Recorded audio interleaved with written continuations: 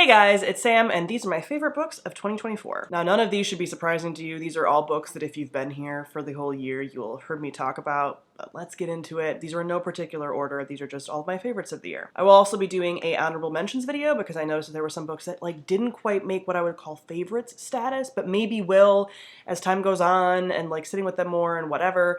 But I want to do an honorable mentions this year. I had a really good reading year that you will hear about a lot as I do all of my year wrap-ups. So yeah, a lot of books fell into this 4 and 5 star categories. There's a lot to talk about. So first is To Shape a Dragon's Breath by Monique Blackgoose. This is one of the first books that I read in 2024 and absolutely loved. This is following a main character who is I believe it's sort of like an American Indigenous, but it's very sort of, it's different because it's a fantasy world, but it's a fantasy world that you can tell is based on ours. But as far as where she's actually from, it's not like a tribe that actually exists in our world, but it's based on one. Anyway, it's sort of like a historical fantasy, very heavily based on our world, but is still a fantasy world in which dragons exist. At the very beginning of the story, she discovers a dragon egg. That dragon gets bonded to her, and in this society, there are colonizing forces that have taken kind of control of dragons, and so they're like, you have to come be trained with us if you're gonna have a dragon. And she's like, hey, I'll do that, but I'm gonna bring all that information back to my tribe. And she's like, and I do not care what you guys think. And she is amazing as a main character. Anakous is our main character, and she is established as a young woman in this world. Some people are like, this is a YA book. I originally thought of it as a YA book, but then other people have pointed out that she is considered a woman to her people. It's kind of this in-between sort of series where it's it has some YA feelings but also some adult themes and all of that. So it's kind of good for everybody. The dragon bonds are so adorable. She is going to a school, and I don't always love a boarding school type setting, but it is very elevated by the fact that she is fully an adult with an adult brain and the way she thinks about things. And this series I can already kind of feel is going to turn some expectations and things on its head. We have this kind of political machination stuff happening. We have stuff with the dragons and stuff with the magic. It is very cool. And the best thing about this is Anakous is the main character. She knows who she is. She is so set in who she is, but not in a stubborn way, just in a this is how things are, and you guys are weird about some stuff, and I'm not going to take that on. And I know who I am, and I have a very set identity, and I'm cool with that, and I like who I am, and that's that. So she's great. This series is great. I can't wait for more installments in this series. Then we have The Very Secret Society of Irregular Witches by Sangu Mandana. This is one of the only romance books that I read this year, and my favorite by far. This is following a woman who's a witch, and there are not many witches. So this is a contemporary sort of romance. And there are not many witches, and so who she is trained by is always you have to be very secretive about being a witch and whatever. She ends up getting pulled into caretaking for some child witches, and pulled into this sort of found family arrangement in a town close by. And she forms a romance with one of the people who's also caretaking for these kids, but it's less about the romance and more about just again, the sweet found family, all these people wanting to take care of these young witches, her wanting to train these young witches. It is just so sweet. And typically speaking, this contemporary fantasy romance thing, I don't tend to think that romance writers tend to get fantasy elements done really well, especially with contemporary and stuff. It always just seems very tongue-in-cheek, and it's something that I just don't really love myself. This was such a perfect blend. And I believe either that another book in this sort of setting is going to be, it's already out or it's going to come out this year, I think, and I will definitely be reading that. It just is so cute and cozy, very practical magic type vibes. I really loved this, and it did remind me that I want to read some more romance this year, just romance in general. I don't know if I'm going to get to that because I have a lot of other lofty goals. But this was very sweet and reminded me why I do enjoy the romance genre. Then we have The Weaver and the Witch Queen by Genevieve Gornichek. This is taking place in Viking age history and is following two characters who are sort of sisters in, name, if not in blood, and they have been bonded since a young age, and there's some mysticalness around that, and one of them just becomes sort of a normal woman, and the other one ends up being trained as a sorceress. And then as they get older, their lives eventually converge again, and it's all following some, again, Viking age history and some important figures within Viking age history and mythology and things, as well as, its own sort of fantasy tale and stuff. The magic in here is so cool. The setting is really great. I really enjoy Genevieve Gornichek's mythology retellings. They're super great. All the witchcraft and stuff in here is that, just that whenever you have witchcraft mythology from a cold area, in this case, it's like, sort of like Viking, Swedish and above areas. I'm not exactly sure the exact region this is taking place in, or Eastern European or whatever, which will come up a lot on this list, as you guys know. I love that shit. It's so good. And so there's things where she can scry, she can go into animals. There's like animal familiars, all this stuff. It's so good. And there's like still the use of herbs and all of that. I loved it. It's so good. So yeah, Genevieve Goranchek, queen of my heart for mythology retellings for sure. Then we have A Study in Drowning by Ava Reed. I read a few YA books this year, and they tend to be bangers. I think because I'm like so specific about which YA books I read now. But Ava Reed is one of my favorite authors anyway. So I keep saying that this is like Crimson Peak, except with water. So this is following a main character who is part of an architecture school. She really wants to be a part of like the English school, but apparently men are really only allowed to be a part of that. And so it's sort of like this historical fantasy element kind of. And writers are like very revered and stuff. And so one of them has recently passed, and there's this ad that gets out for, hey, we want someone to come and like redo the whole house. And so she, like the whole estate. And so she applies for this, gets it. She's like obsessed with him.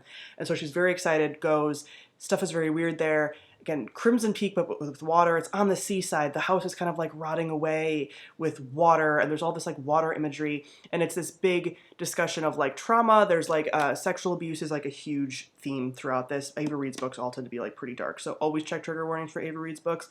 But there's like this whole sexual trauma piece of a lot of this. And there's another young man who's also there that is from the English like school literature. I forget what they actually call it. They call it something writing, I forget, but he is like sort of has like an English degree kind of thing, right? And so he is also trying to like basically disprove that this writer was as like grand and cool, and so they're like butting heads and stuff. I loved it. It is like everything that I like. It's sort of that like rivals situation. It's this like gothic architecture thing. She also like sees fae kind of, but you're not sure if that's real or if this is like based on like traumatic hallucinations. I loved every second of it. I love Ava Reed's books. 5 out of 5 stars, as per usual. Another YA book I quite enjoyed was Divine Rivals by Rebecca Ross.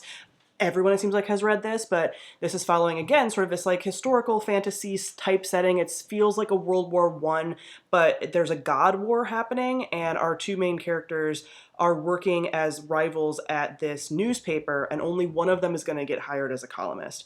And so they're rivals there, but our, like, I would say main character, Iris, has this typewriter at home where she is writing letters to her brother on the front, and she puts them in her closet, and they're gone every morning, and she's like, oh, maybe they're getting delivered to him. They're actually going to Roman, who's her rival, because something magically is linking them. And so it's almost like a magical You've Got Mail without the gaslighting, really. I love You've Got Mail, but there are things about it that don't age well. And in this like World War I setting, and it is really good. The writing is fantastic, and I really liked it. I have finished this series, and I didn't like the second book as much, but I still really like the series, and I love this first book a lot. So definitely a favorite of the year. I was like obsessed with this. I think I read it in 2 days. Then we have Words of Radiance by Brandon Sanderson. I continued on with the Stormlight Archives this year. I reread Way of Kings, and then I read Words of Radiance. I've actually been listening to them on audio, and I think I'll continue to do that. The audiobook just like works so well for this series, but this is the second book in the Stormlight Archives, which is the giant magnum opus of Brandon Sanderson. I mean, all his books are very long. These are 1,000 pages. It's political. There's a war going on. There's a ton of different magic. There's sort of this like political religious entity thing coming back. There's so much. If you don't know about Stormlight Archive by now, I don't think I'm going to tell you about it. But these are great. This book mostly, I would say, I feel like each book is sort of has one of our cast of characters as like the main focus. They're all in there. They're all being followed, but there's one that's the main, and I feel like this was definitely a Shalon book, and I really love her. So this worked for me, and I'll be continuing with this series. I really love it. I enjoy Brandon Sanderson's stuff, and this is kind of everything that he does really well. We have The Last Tale of the Flower Bride by Rashi Chakshi. Rashi Chakshi is one of my favorite authors as well, and so this is not surprising. This is a fantasy Bluebeard retelling, kind of. So we have a main character who is just described as the bridegroom. He has married this mysterious woman who has this history. You're not sure if she's magical, you're not sure if she's not, and so we have this like story with them where she's like, do not try to dive into my past, do not do that. You will live a life of luxury if you don't do that. Just keep your mouth shut and mind your business. And then we also get flashbacks to her as a child and teenager and growing into a woman. and her best friend, which is this like kind of toxic, sapphic, but could be platonic. It's never really clear, like very toxic, entwined relationship, and how she came to be who she is now. And these like stories kind of overlap and converge and whatever. And this is so good. This is an adult standalone. There's a lot of dark themes and stuff in here as well, but you have a lot of things that I love with this sort of like very purpley prose, sort of magical realism. You don't know what's fake and what's real. There's a lot of, again, like trauma and stuff, discussions of relationships, a sentient house, like everything that I love is in here. Also, I'm pretty sure I've done reviews for all, if not almost all, of these books. So these books all have full reviews that, if I remember, I will try to link down below as well if you want more in-depth thoughts from some of these, because I'm just kind of giving broad overviews because I've talked about them so much. Then we have Goddess of the River by Vaishnavi Patel. This is following it's a mythology retelling of a Hindu river goddess, and it is so good. It's mostly following her, but it's also following her like son, who becomes involved in a lot of the political machinations of this time and of this world. What I love about Vaishnavi Patel, and really a lot of these authors, I'm pointing right here because this is the part of my shelf that is these kinds of books. These authors that do these mythology retellings, is they tend to have a note in the beginning or end of the book that's like, here's what myths I'm pulling from, here's what I changed, here's what I didn't, here's why, and she does this for this as well. And I'm not super familiar with Hindu mythology and some of these like histories and a lot of like Indian epics and stuff like that, and so she kind of goes into like what she did and whatever. But I love her books because she focuses on these characters who are, again, kind of morally gray, and gives them way more life. Like, these are characters that you don't really hear a ton about or get like a ton of personality and stuff in even these myths. And this one is a really big focus on motherhood, and motherhood of like men. So like raising men specifically, and men who are going to be like an important part of like culture and stuff. So you have all these different like images of different mothers and stuff. And then you also have her, like, it's not just about like centered on the men or whatever. It's also about like her as an individual struggling with like, is she a goddess? Is she immortal? Like, she's had to live among humans, like, and how her identity and stuff changes throughout the years. And you're following her through like many, many years because she's a goddess and she's immortal. So this book is really good. All these books are really good. I don't need to say that. These are my favorites of the year, but I definitely enjoyed this one. Then a lot of these were ones that popped up at the very end of the year. So again, throughout, I've had a very good reading year. But One Among Crows by Veronica Roth. This is a little novella that's now become a part of a series, I guess, that is following mostly Polish folklore mythology, but is taking place in Chicago, which is where I live, so I really loved that. And of course, if you hear Polish or like Eastern European folklore mythology, I'm going to love it. This has like the Leshy and Baba Yaga and some of these different creatures that feed off of like fear and anger and different like really big emotions. And you have a like small cast of characters kind of going on a quest, and they are trying to find Baba Yaga, who is like one of my favorite characters in mythology ever. And the way that they depict Baba Yaga is also really cool. It's great. If you like Eastern European folklore mythology, you're probably gonna like this. It's a small little read. I think it is really good. And yeah, you know how I feel about Eastern European folklore mythology. I loved it. I'm always going to love it. Then we have The Mask of Mirrors by M.A. Carrick, the first book in the Rook and the Rose series. This is a political, sort of like Venetian-inspired fantasy setting where we have a main character who is trying to do a con. She is posing as a like long-lost family member of this noble family in this city that she grew up in as a thief, went away for a while, came back, and is trying to do this con. But then gets pulled into all the political machinations because way more is going on with that family than she could even anticipate, and then she becomes a part of all of that. Not only do we have all of that like really cool political machination stuff, all the characters are super interesting. There's a bunch of like interweaving of like those different stories and things, and then there's some really cool magic that is very witchy, that is so up my alley. So there's like its own unique tarot card system, there's sort of like its own unique astrology, sigils, and like sort of ceremonial magic versus like low magic. There's also dream magic. It's so good. This is one of my favorite things I read at the end of the year. I mean, obviously, all of these are favorites, but like this I read most recently. These last few were very recent reads, so they're very fresh in my feelings. And yeah, I can't wait to continue with the series. It is so up my alley. Then we have The Witch and the Tsar by Olesya Salnikova Gilmore. I have to read that every single time. Eastern European folklore mythology. This is following Baba Yaga. This is following Baba Yaga around, like, it's a retelling of Baba Yaga except for she's not a crone. She's like kind of a young woman, and but she's still like an immortal goddess, and it is following the Russian time period around like Ivan the Terrible. And so she's interwoven into that story, and she's like pulled into like that history and stuff. I don't really have much to say because it's Eastern European folklore mythology. I'm gonna love it like every single time.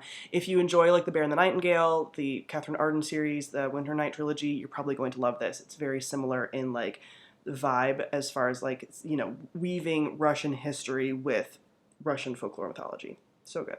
Then we have The Emperor of All Maladies by Siddhartha Mukherjee, and this is a basically biography of cancer is what he calls it.